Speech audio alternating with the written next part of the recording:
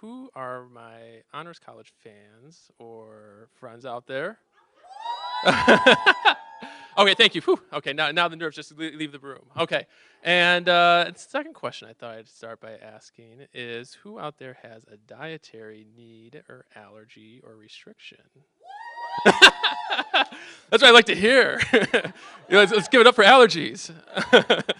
um, and I thought for the wannabe lawyer in me, so anybody who's ever worked with me or has come seeing me for an appointment, you may notice that there's like this like subconscious desire to be a lawyer. And so I'll start by saying, like, I'm not a nutritionist and I'm not a doctor.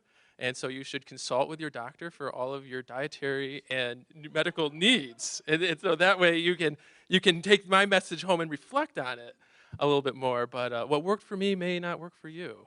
But see, we gotta always have the lawyer in us, right, Ducky? Um, so when I was asked to do this, I've been really mulling over this story for quite a while now. Um, and this has been something that I've really been deciding about how public I want to share this with people. Because for me, this is a really big decision. And so my story, as I was learning more about the rules of storytellers, and as I continued to ask Decky for rules, I kept being told, yes, and that sounds great, John. So I assume there's no rules. Um, I wanted to entitle this Slowing the Race to the Finish, The Evolution of a Vegan, because for me, I felt like as I was getting here in my late 20s, I was coming to a big crossroads for myself and where I was going with my life. And so for being somebody who was born and raised on the farm, going vegan is quite the culture shift from where you came from and where you're going. So I wanted to start tonight by going all the way back to November 2012 when I was on a doctoral program visit, and I wanted to ask a question to the current students, and the question I asked them is, what is a question that somebody should be asking themselves who's thinking about studying or going into a PhD program? And the students paused for a second because typically on these types of visits, you're getting like all these like very anxious, excited people in the crowd asking like, "Can this be my dissertation? Do I already have it done? Can you approve it?" And really, and so when you ask something like that, they pause, and so they paused for a minute. And one of the students finally looked at me and he said, "Well, you really just have to ask yourself one question: what are your needs and what are your wants?" And that really resonated with me because I took that message or that question for the next few months, and I really started thinking about that with my life. And I started asking myself, what are my needs and what are my wants? And so I'll go back now a little bit more about myself. So I was born and raised in Saline. Even just saying where I live is a little bit of a story in itself. I live on the border of Saline and Clinton. I have a Clinton, I have a Saline, or sorry, I have a Clinton address, and I have a Saline phone number. So that was always the beginning of my story. So right there, and so I was born and raised with about 1,000 acres on the border of Saline and Clinton. I know, right? And so we had up to 600 pigs, and we had soybeans, wheat, corn, and all that good stuff. And so I failed at farming, so that's why I went to college. And so I don't know how proud that my dad is of that. Sometimes I think he's proud, and then sometimes I don't know how proud he is of that. But one way or another, I'm here tonight in front of you. And all my life, I was really active. And so I was in sports, I exercised regularly, and I really had to just ate whatever I wanted. I never really felt the consequence of it. And I was always able to, quote, work it off. So then when I started to get into graduate studies, well, that exercise time just seemed to not ever happen as much as it used to, or not at all. And I can think of countless nights of pizzas on the right, pop on the left, and the computer in the middle, writing these graduate papers day and night. And those days and nights started to compound, and as those papers went up, so did the waistline and all those other good things in life.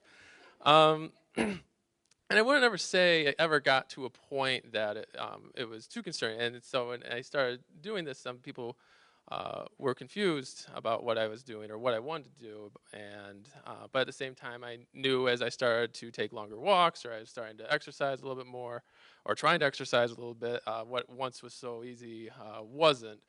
And so this is where I go back to being thinking about needs and wants. So my family, my grandfather, I never met my grandfather on my dad's side because he passed away from a severe heart attack when my dad and uncle were in their early 30s.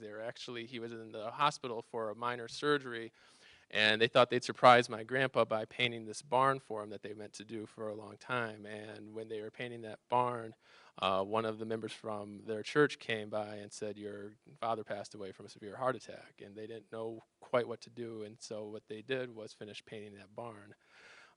When I was in first grade, my dad had his first heart attack, and so he was 39. And then my dad, a couple years later, had his second heart attack. And then when I was in eighth grade, I had a really big growing moment for myself because my dad then had his third heart attack.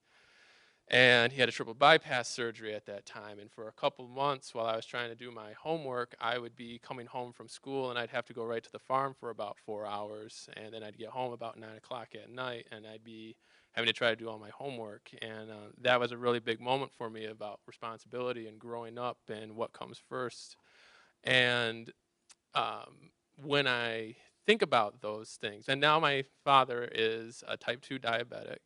He's losing his vision, which kind of brings it home and makes it kind of scary when you see that.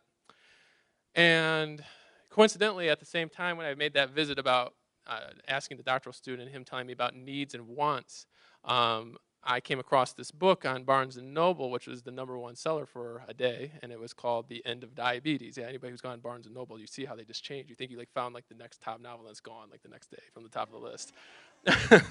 But I saw that, and not really being informed on the sciences, the end of diabetes felt like an oxymoron, or seemed like an oxymoron, because I didn't know that you could end diabetes once you had it. I thought that was kind of a death sentence or a life sentence once you have it. And I got this book because I was thinking about my dad and thinking about what could possibly be done to help him. And when I started to read about what you could do with your diet and the power of one's diet, I started to think about what I could do. And I thought, well, maybe if I can show my dad what I can do with this, maybe this will be an opportunity for him to think about what he can do. And so I started to do this diet, I wanted to do this diet, and it took me about a month to want to get there. And again, coincidentally, at the same time, I stepped on the scale, and I'll bring this up right now, and I'll reveal my weight because you'll see this is a number that will keep coming back up, 229.5. I will always remember that number when I stepped on the scale and saw that, because that was not the number that I had in my head as far as what my weight was supposed to be. And I decided at that point that something needed to change. And so after a month of preparing myself for this, I went vegetarian in February 1st, 2013. And as I was doing this vegetarian diet, I started noticing that everything that I was reading really, when I would eat things that would include dairy or egg, that seemed pretty counterproductive. And so I just found myself starting in March 1st, 2013, I went to a vegan diet. And so questions that what was really interesting about going vegan is when you go from eating meat and drinking milk and eating eggs, is when you go vegan, the kind of things that you learn and see that you weren't having to worry about before.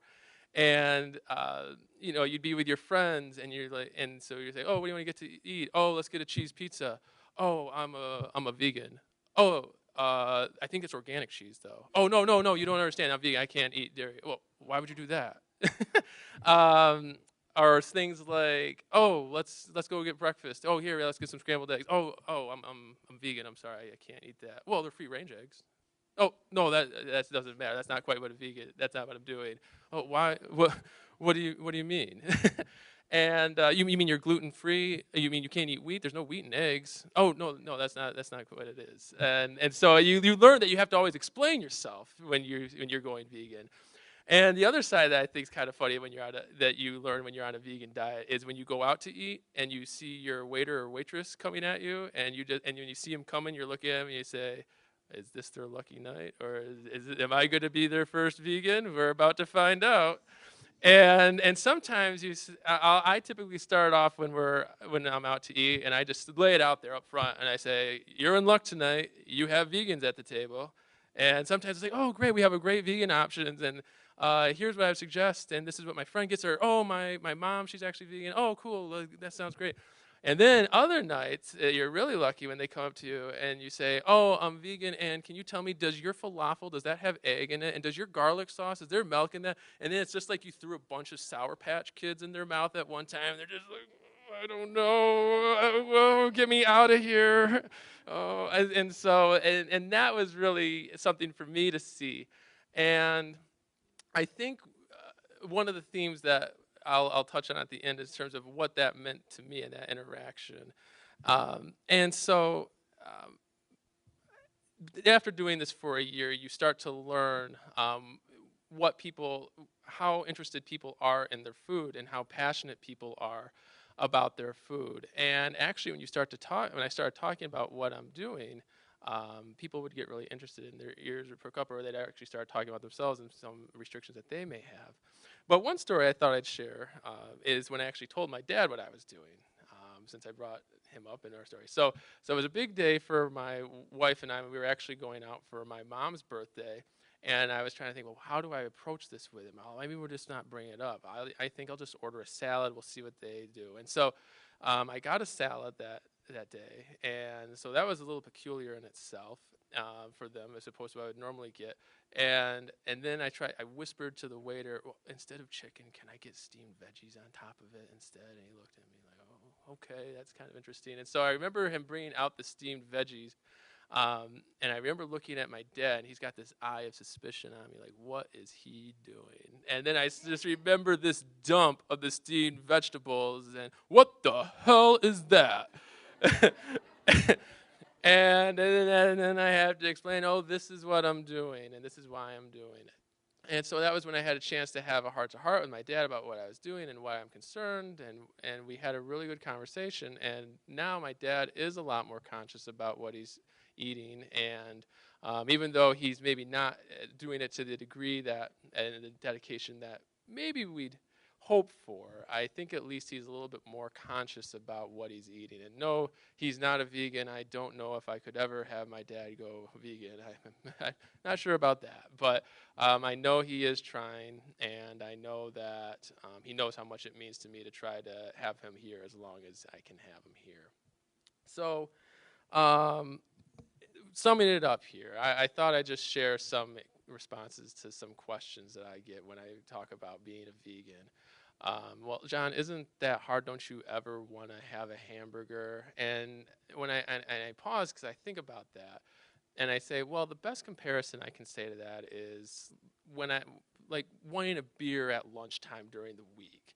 Like, no, I probably shouldn't go across the street to Tower Inn and get a cold one and then march back over to the office. I don't know how much longer I'd be at EMU if that's what I was doing.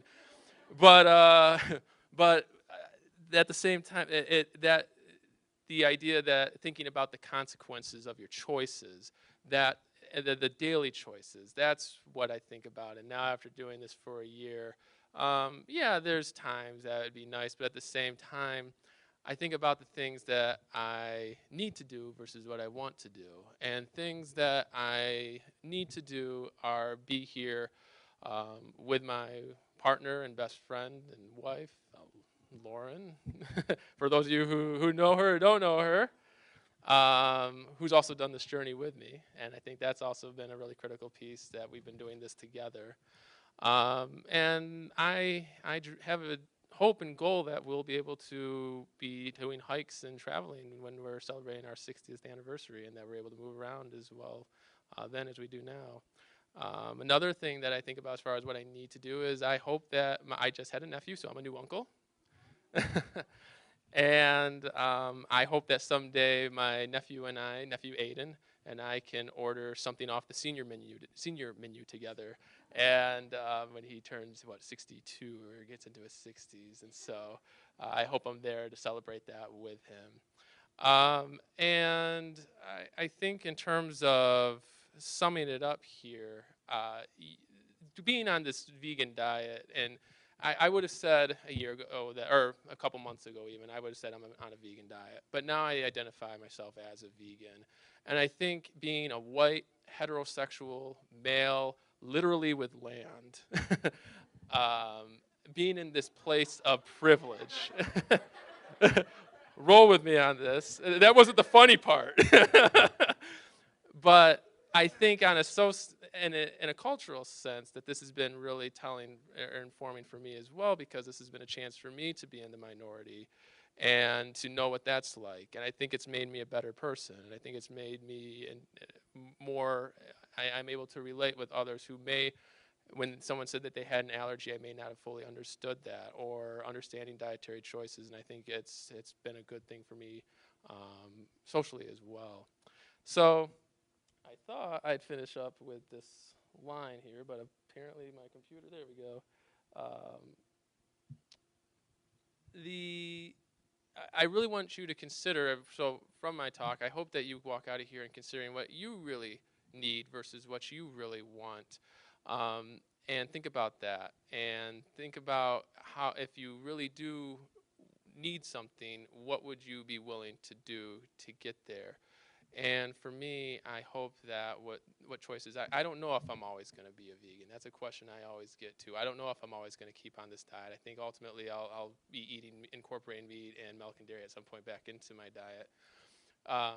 But for me, I never would have known I could have done this a year ago. But when you think about long term what you want, I don't I think about steaks and ice cream and all that good stuff that I ate 10 years ago. And even though I may have felt good at the time, what I ate then doesn't make me feel any better now. And I think when you start thinking about your daily choices like that in terms of what's important, that's what will help you evaluate what you do need versus what you do want. And for me, I hope that my choices have slowed down my race to the finish, and that I get to live a little longer. So thanks a lot.